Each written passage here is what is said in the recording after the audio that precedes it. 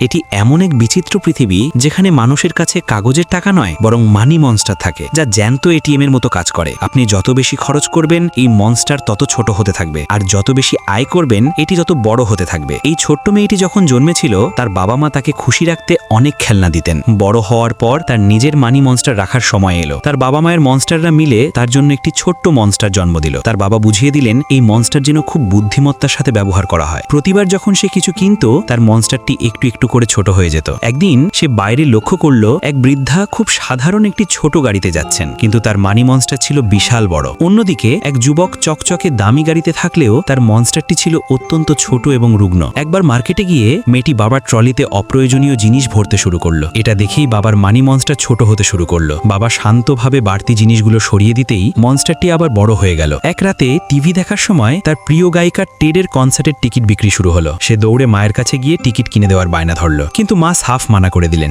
মেয়েটি নিজেকে সামলাতে পারল না। সে ছিল টেডের অন্ধ ভক্ত। সে চুপি চুপি কনসার্টের টিকিট কিনে ফেলল। শুধু তাই নয়, চশমা, মাইক, ব্রেসলেট সহ তার প্রিয় তারকার মতো দেখতে সবকিছু অর্ডার করে দিল। কাজ শেষ করে সে যখন নিজের মানি মনস্টারকে খুঁজতে গেল কোথাও তাকে পেল না। অবশেষে এক কোণায় সেটিকে খুঁজে পেল। মনস্টারটি একদম নিথর, নিস্তেজ হয়ে পড়ে আছে। মেয়েটির চোখ বেয়ে জল গড়িয়ে পড়ল। ঠিক তখনই তার বাবা মা সেখানে এসে পৌঁছালেন। তারা পরম স্নেহে তাকে জীবনের সেই পুরনো শিক্ষাটাই আবার মনে করিয়ে দিলেন। মেয়েটি বুঝতে পারল সে ভীষণ বড় ভুল করে ফেলেছে। সে তৎক্ষণাৎ ফোন বের করে সব টিকিট ক্যান্সেল করে দিল। আর ঠিক সেই মুহূর্তেই তার মানি মনস্টার আবার প্রাণ ফিরে পেল। মনস্টারটি ধীরে ধীরে আকারে একটু বড় হতে লাগলো। মেয়েটি পরম মমতায় তাকে জড়িয়ে ধরল। সে সব বাড়তি জিনিস অনলাইনে বিক্রির জন্য দিয়ে দিল। প্রতিটি জিনিস বিক্রি হওয়ার সাথে সাথে তার মনস্টারটি আরো বড় হতে লাগলো। সবশেষে তার দাদি তাকে অবাক করে দিয়ে টেডের কনসার্টের টিকিট উপহার দিলেন।